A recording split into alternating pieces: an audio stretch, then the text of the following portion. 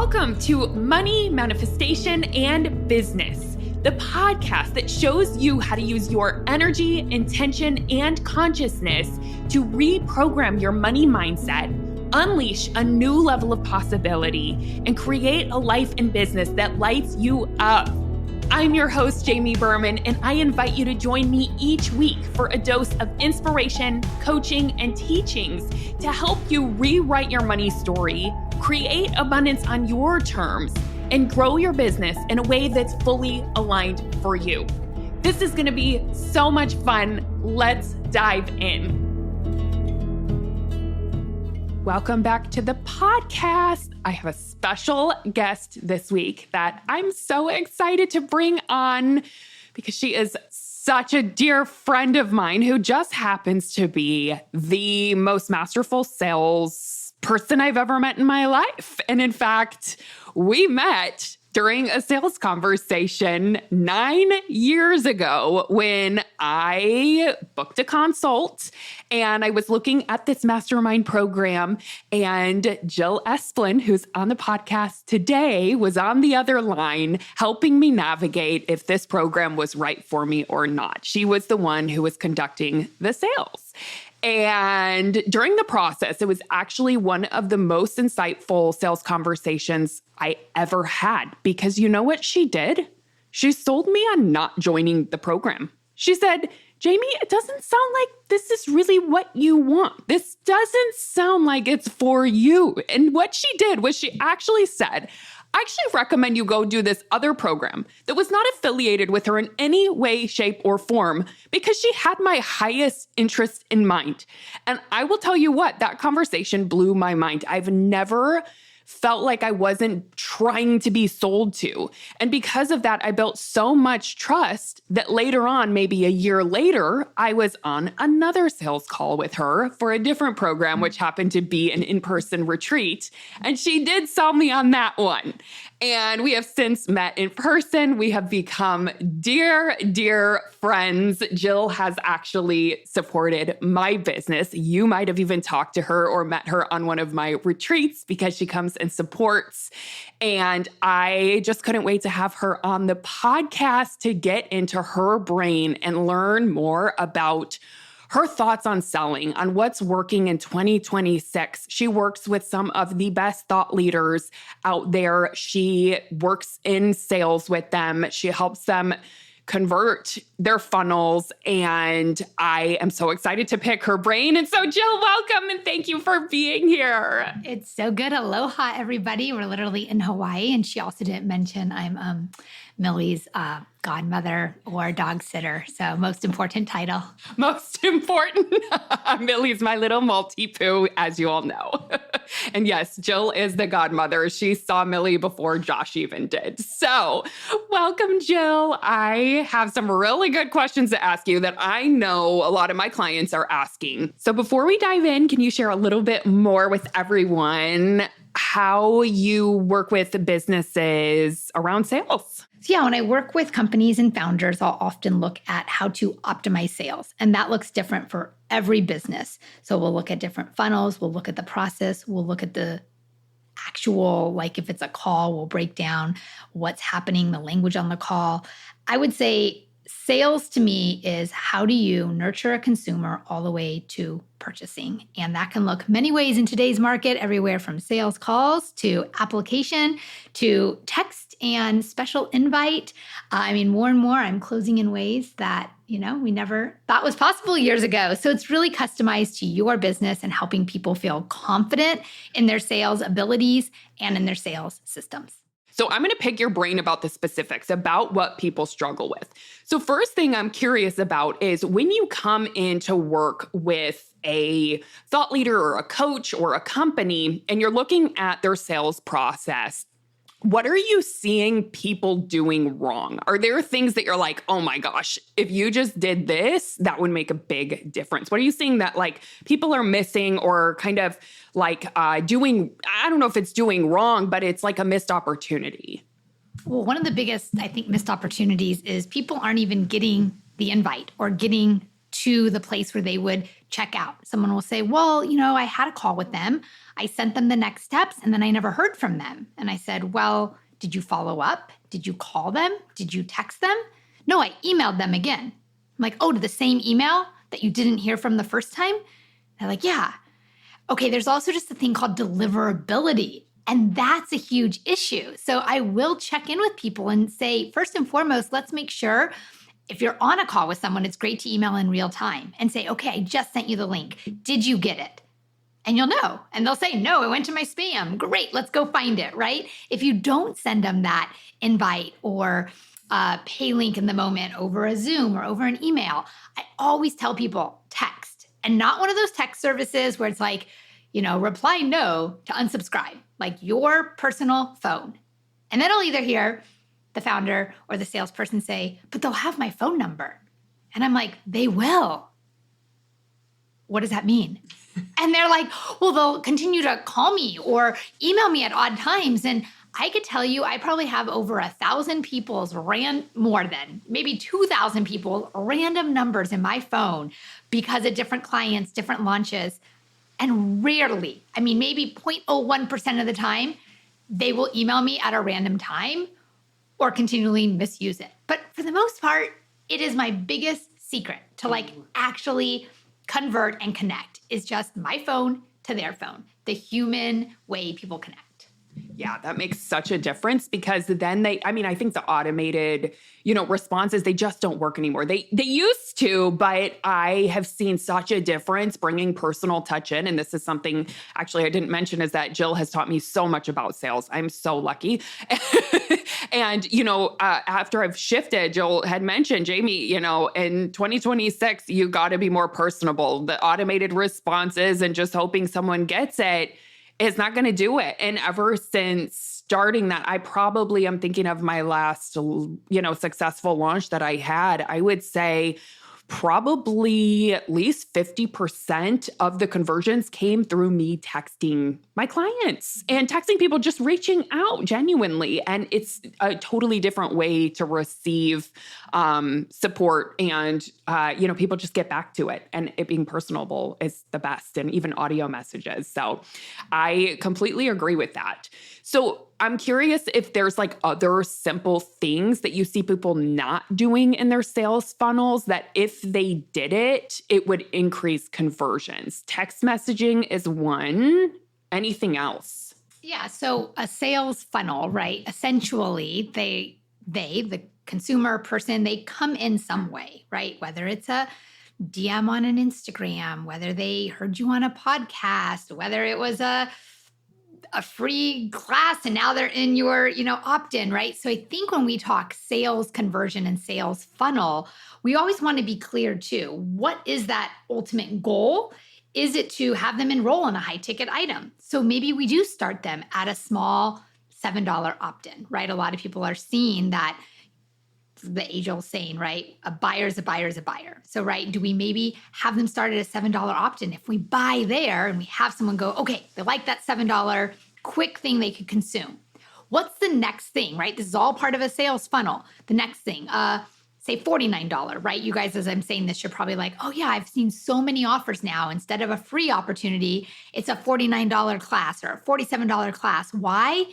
Because so many people in the market have just opted in, don't even watch the replay, don't even show up, and it just goes to the cloud land, right? Wherever it goes. So, something to consider in a sales funnel is, do you start with a sale instead of even a free opt-in? I know many people, and I'm not saying this is right or wrong. This is where it goes back to, it depends, and test.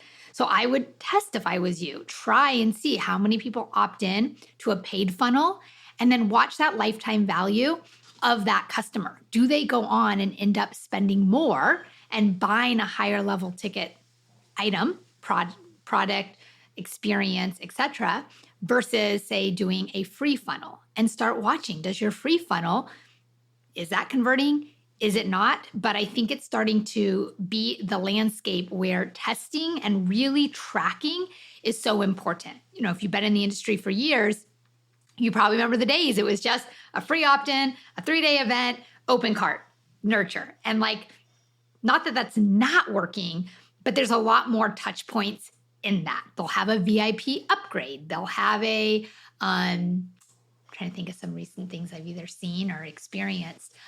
Call it this, you'll have a free event, and then a very specific, you call it what it is, an information session, right? And it's literally bring your questions.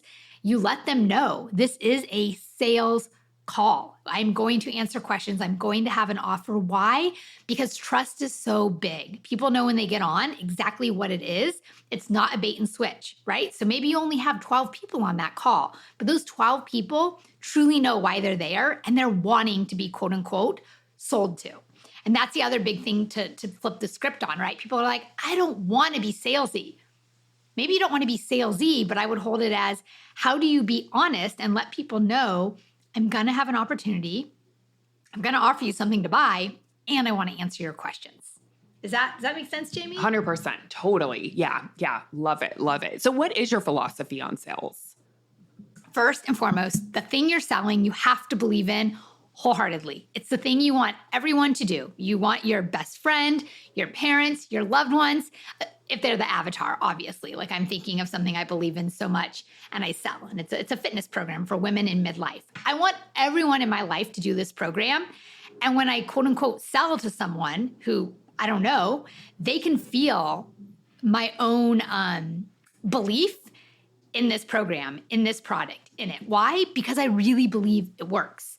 If you are someone who represents, call it another product or person, like oftentimes I'm not selling my exact program, I'm representing others, I have to believe in it. Now, if it's yourself, I've heard people say, well, it's easier to sell for someone else. And I'll say, no, that has absolutely not. A founder should always be able to outsell a salesperson.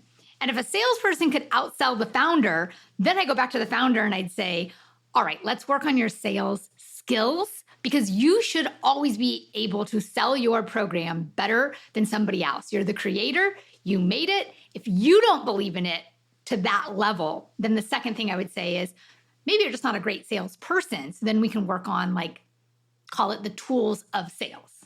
Yeah, that makes so much sense. I love it. And then I know a lot of people are like, I don't want to feel salesy. I don't want to be pushy. I don't want to be that energy that, stereotypically would be the car salesperson energy. And I witness you selling and you do not have that. And again, like the first sales experience I had with you, you were telling me like, I don't think you're a fit. And that's why it built so much trust. So what are your thoughts on that in terms of the people who say, I don't want to be pushy, but also that fine line of like not avoiding too? Yeah. What would be your thoughts on that? So pushy to me is you're pushing onto someone something they either aren't interested in, they haven't even convinced you that they want it, and you're working harder than the person trying to buy it. If that's a scenario, you probably are being pushy and you're probably not going to make the sale because people could feel that.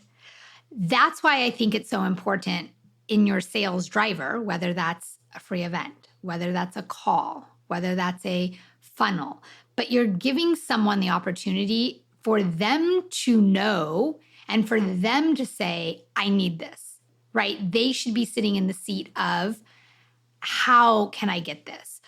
Maybe their objection is, I can't afford it, right? That's something we often hear. Well, then we look at if that's really, really true. This could be a whole podcast in and of itself.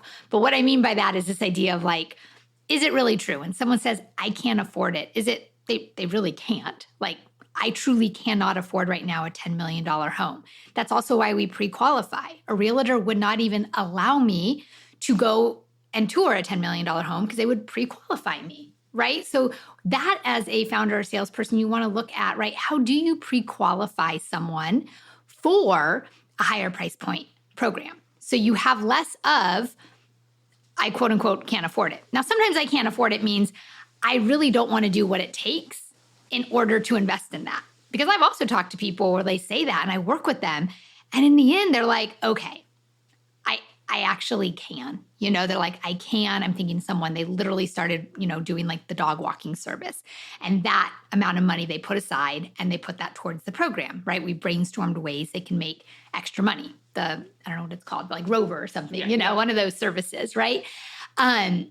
I've had people literally, I'm thinking recently, someone said, oh my gosh, the price of the retreat, they just sold their, it was like an estate sale. Someone passed away and they sold their whatever goods that family member had. And it was like the price of the retreat. And they were like, oh my gosh, like they didn't even think of it until I started brainstorming with them. Like, where would they have this $5,497? And it was literally like close to the dollar, the amount they had. But that's your job, right? You got to get curious with someone. You have to have them start thinking of where is it? And the last one is, I just don't think I'm worthy, right? On some level, people will say, I can't afford it. And then I'll ask them, well, do you have a pet or do you have a child? And they'll say, yeah, I have 2 daughters. Okay. Well, if your daughter wanted to invest, whatever, $3,000 in XYZ program, what would you tell her? And they're like, well, of course, it's my daughter. I'm like, oh, so your daughter, that you make it happen for your daughter, but not for you. And they'll often say, oh, okay, you got me. I said, oh, but wait, I thought you couldn't afford it. And they're like, well, I mean, so that's the other part, right? A salesperson gets curious. And I think that's one of the qualities that makes someone feel less pushy, because you're curious, you're asking questions, you're getting into their world. So by the end of it, I've asked enough questions and I know if the person is a good fit, to Jamie's point, right? I asked enough questions, I was curious. I wasn't gonna quote unquote push something on her when what the program was, she really didn't need.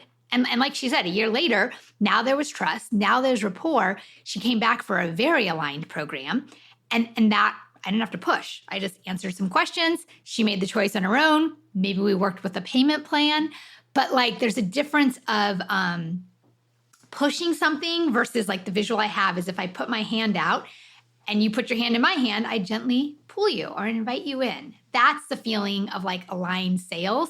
And that's when it's fun for everyone. Yeah, makes so much sense. And I think there's also in what you're sharing, you have to have a level of non-attachment. So you're not going into it. And I remember when I first started doing consults and started doing sales, I had a lot of attachment because I wanted to build my practice. I wanted to build my business. I wanted to get clients. I wanted to hit my goals. And so I had a lot of attachment of like, oh my gosh, I booked this. I got to sell it to this person. This will help me reach my goal. And that energy did not work. I did not sell from that place. And I remember like having this insight, like I got to let go of this because number one, it doesn't feel good. Number two, it's not me. Number three, it's not working. So once I realized it, I was like, okay, what if I truly come from this place of just service, of just like being really neutral? And of course you want to attract clients, but my thought was for each one, I only want them in if this is for the highest good for them. Like I do not want to sell them on something that's not right for them. And that made all the difference, right? So what I'm hearing is like you also hold that, and I witness you holding non-attachment. You're not trying. You're just trying to help them make the best decision for them, and you're believing in them and helping them brainstorm and helping them get to that place. And for some people, I don't know, I guess maybe people would say, well, yeah, that's easier if it's, you're selling for someone else's business to hold non-attachment. But when it's your business and there's these goals and there's this overhead, it might be harder. Do you have any advice for people who feel very attached when they're on sales calls or when they're in launches or, when they're emailing or, selling? Totally. No, and I hear that. There's a lot on the line. And I think, it could go both ways, right? If you're working on behalf of someone, you're often given a KPI or these are the numbers you have to hit. And, I remember telling someone recently, it was a team that I trained up the salespeople and then I left. It was like a 2-year engagement. And I said something, I was talking to the general manager, 6 months later. And I said, are they scared at all? Like, do they have any fear? And she's like, no, I don't think so. And I said, oh, that's not so good. I said, I don't want them losing sleep in the middle of the night, but I care so much about my clients that I would wake up in the middle of the night losing sleep if I didn't hit my goal. And I'm not saying that had an attachment, but I had high intention and high action, meaning I would text, I would email, I would call. I'm in the power of 3, the rule of 3. If I reach out 3 times and I don't hear back, okay, I've been ghosted. If I reach out one time, well, the burden's on me to reach out again. If I reach out again, great. Most of the time they respond on the second time. If not the second, it's the third. And they usually respond with I am so sorry. And they have a reason why they didn't get back. And then we have a conversation. And even if they get back the third time and it's, hey, I'm so sorry I didn't get back, I'm not interested, at least I know. And I'm like, thank you. Thank you for letting me know, right? And that's a closed, open loop, right? A closed, yes, they are a no, and I can mark that down as a no. And I think too many people just leave it open and then they hope and wish, okay, well, maybe these 5 people will get back. Oh, it's been a week. Oh, maybe I'll wait another 3 days. And I'm like, just reach out. And then people say, what do you reach out with? And I'm like, a genuine message. So if I was reaching out to Jamie, I would just say, hey, Jamie, I know we spoke 3 days ago about XYZ. In that case, it was a mastermind program. I'm just following up. I know you mentioned you wanted to think about it. I'm curious 3 days later where you've landed with it. If it's helpful, I'd love to get on another call. If you have the clarity it's not a right fit, I'd also love to know that. I'm here. If you have any questions, let me know. How simple is that? All of those options are welcomed and great. And a lot of times you get ghosted because someone thinks, oh, I don't want to get back and say no. But you can also, I'm not saying make it easy for them to say no, but you can give them all of those options are okay, as Jamie was saying, right? It's like someone could feel when they could just be real. And I do think there should be a level of investment, right? That's why when I laughed with the general manager, she's like, no, I wish I had a little more fear, you can't make someone want a sale, but there is something about, wanting to support someone, having that sale come in, and it's the person's journey you're helping and the thing you're selling. And there also is, I think, a healthy alignment to having a business that works, and if you're not having enough leads or you're not having enough sales, at that point, I think you look at your offer and say, is the offer no longer what people want? Is it priced too high?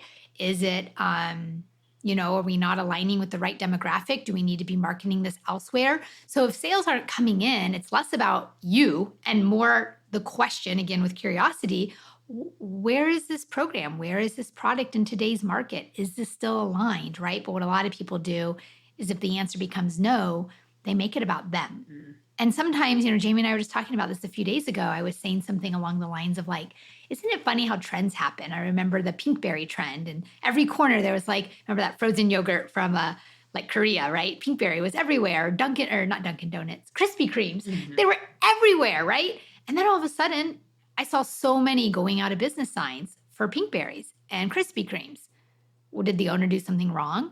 Was it the wrong location? Was it the wrong donut? No, trends changed, right? There was a saturation of ice cream places, a saturation of donut places, right? So that's the other thing. Just because something worked at one point, that doesn't mean it's going to work for the life of that program, product, et cetera. Yeah, makes so much sense. And I always think about that, being an entrepreneur, you're signing up for creativity because it's always going to be changing and evolving and nothing's concrete. And what works one year may not work the next year. What worked for the past 5 years might completely shift and evolve. And so we really do have to be curious and we have to be creative, and we got to tap into that instead of oh no, what's wrong with me mentality, which can be easy to go into, but it's huge.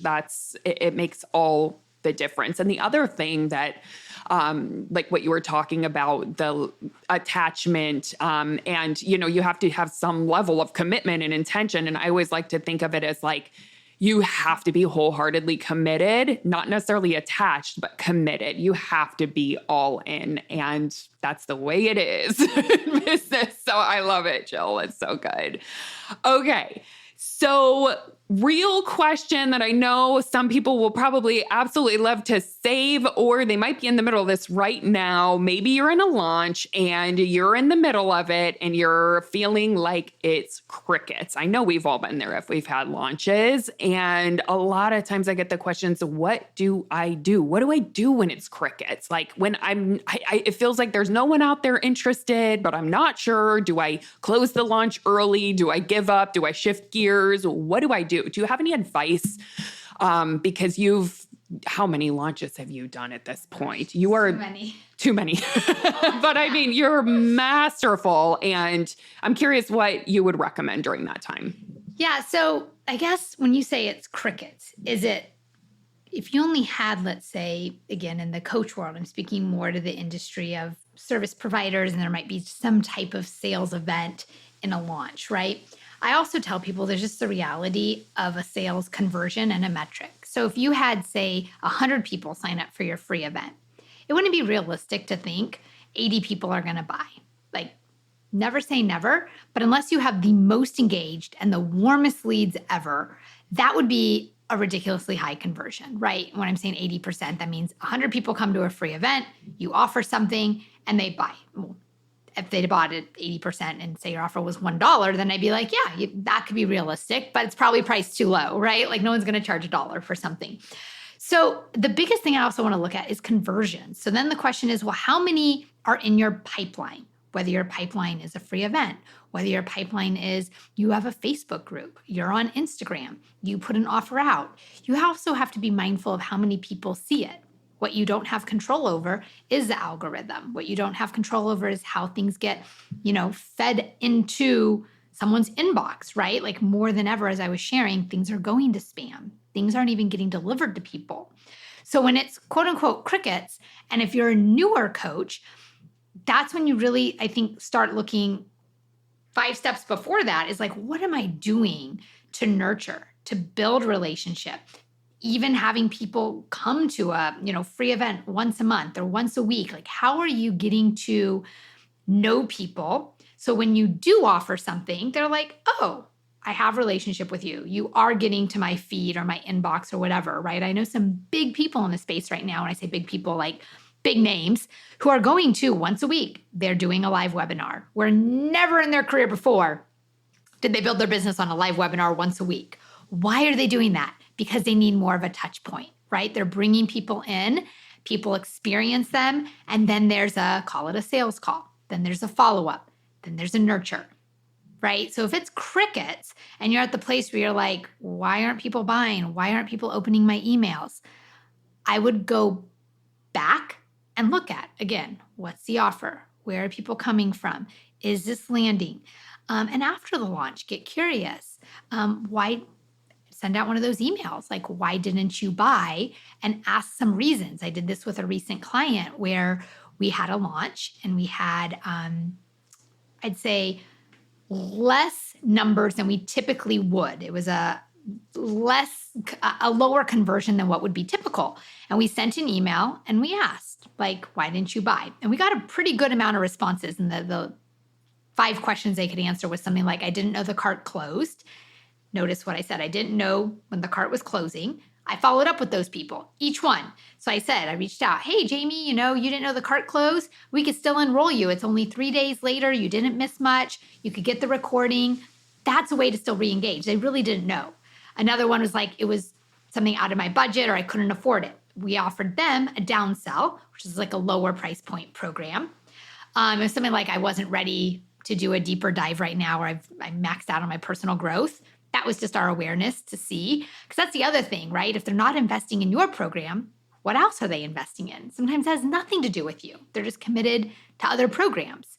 That one we didn't actually respond to. There was 2 other questions on the top of my head. I'm not remembering what they were, but I wrote them in a way where some would trigger a sales outreach and another touch point, and others were just information. So I'm going to sound like a broken record, but I'd go back to get curious, right? In the middle of a launch. So if you're like, what do I do in the middle? Scholarship. What if you did partial scholarship, right? Hey, apply here, knowing the number one reason people often don't buy is this idea of, right, I can't afford it, whether or not that's true or not. So how do you do a partial scholarship? Apply here, share your story. What do you need? I would encourage you to put guidelines. So like, I'm asking for whatever, a range, right? 100 to 500 off, check here. 500 to 800 discount, $1,000 discount or more. I'm asking for a full scholarship. And then you could say, we're not necessarily giving full scholarship right now.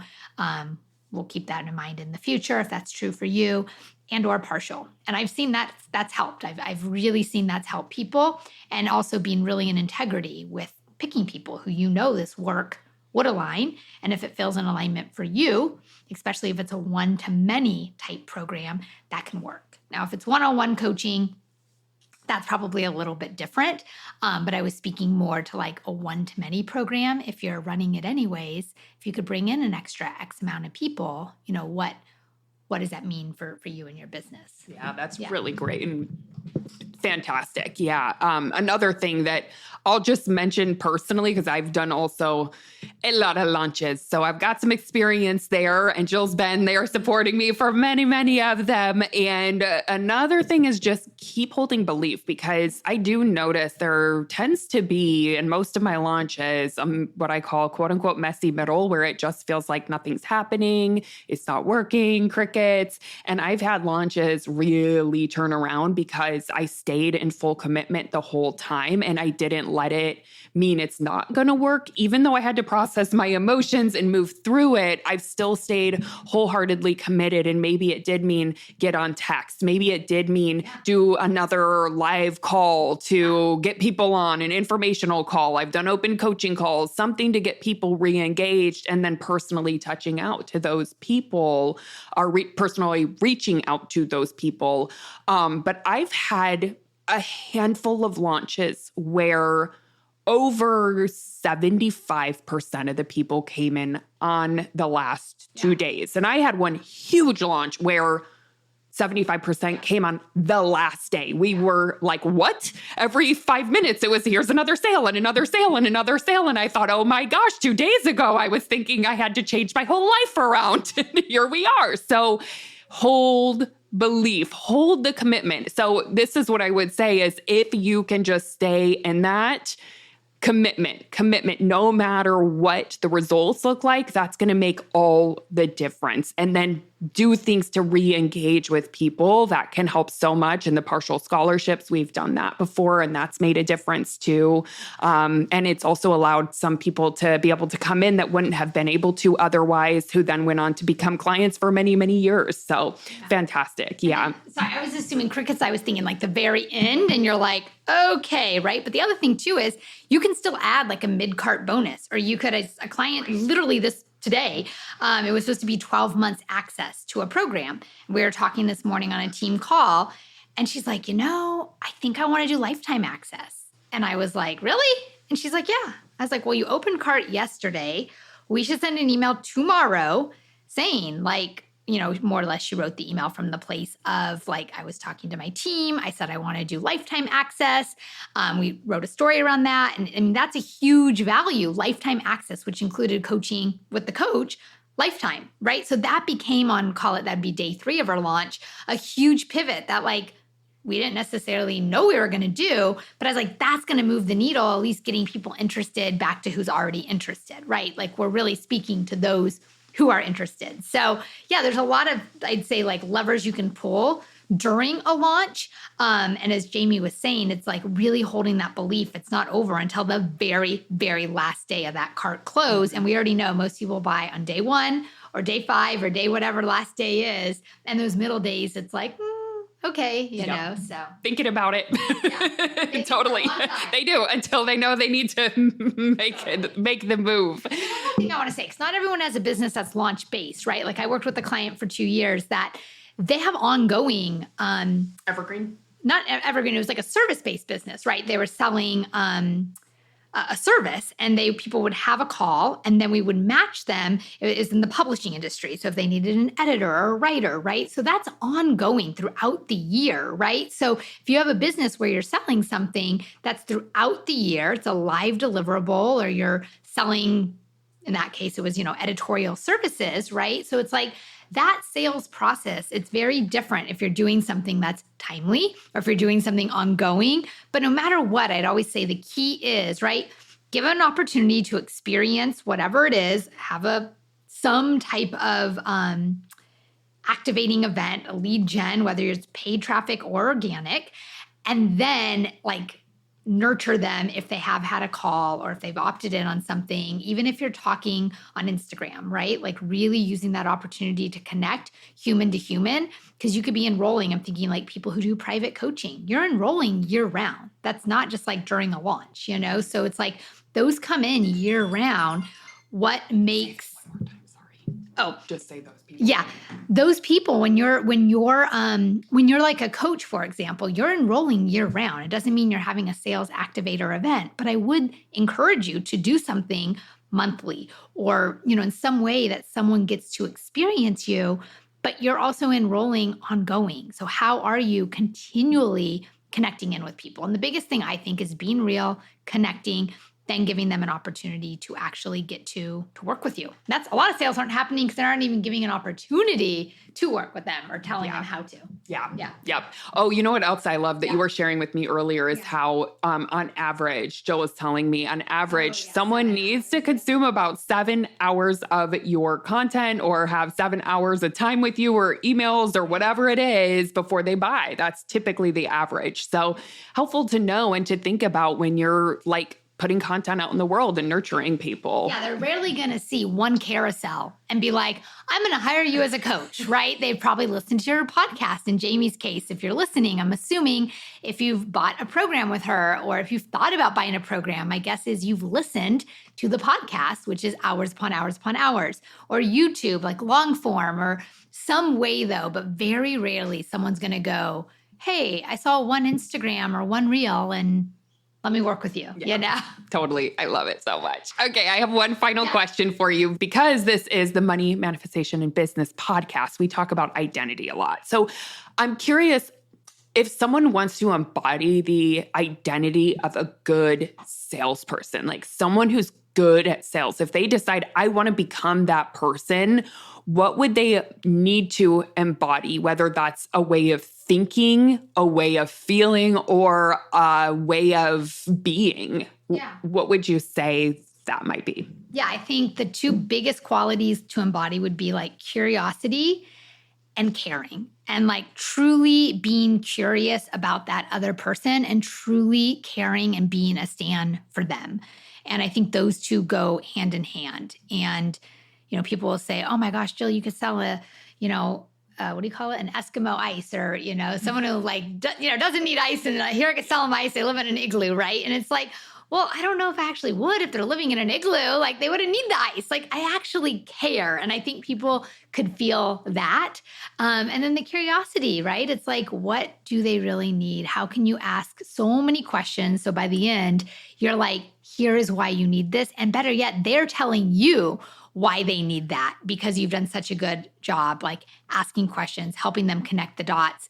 Really, the last question they should be asking is like, how do I join? That's like the last question that I feel like someone should be asking. They're sitting on the edge of their seat. If it's on a call or if it's at a free event, at the very end, it's like, where do I join? How much is it? That means you've done a great job really setting it up and really helping connect the dots for them to see why it's a good fit for them. I love it. Thank you so much, Jill, for all of your wisdom and magic and for coming on and sharing. Love it so much. Where you want to let people know where they can find you if they want maybe to bring someone in as a support in their business for selling or Yeah, for sure. So most of my work, I don't have a big landing page. It's all been through word of mouth. I've been in the industry for literally over 15 years. And you can reach out to Jamie. She'll connect us or literally my personal email, Esplin Jill, ESPLIN, Jill, JILL at Gmail. She'll put that in the show notes. Or you can just reach out to Jamie and say, hey, I'd love to talk to Jill. I love working with people in terms of if you have like limiting beliefs around selling, if you're like, how can I become a better salesperson? Can you, audit the sales funnel? Yes, and yes. Yes, she's the best. I'm telling you, I'm so grateful. Thank you so much, Jill. Hey, thanks for listening. I hope this episode is something that you'll be able to add to your manifestation toolbox to come back to when you need a little extra motivation. If you like what you've heard today and want to take it deeper, you've got to come check out my signature coaching program, the Money Manifestation Movement. It's the place where you'll not only learn manifestation, but you'll begin to live it alongside me and an amazing community of like-minded entrepreneurs doing this work together. Head on over to jamieberman.com to learn more.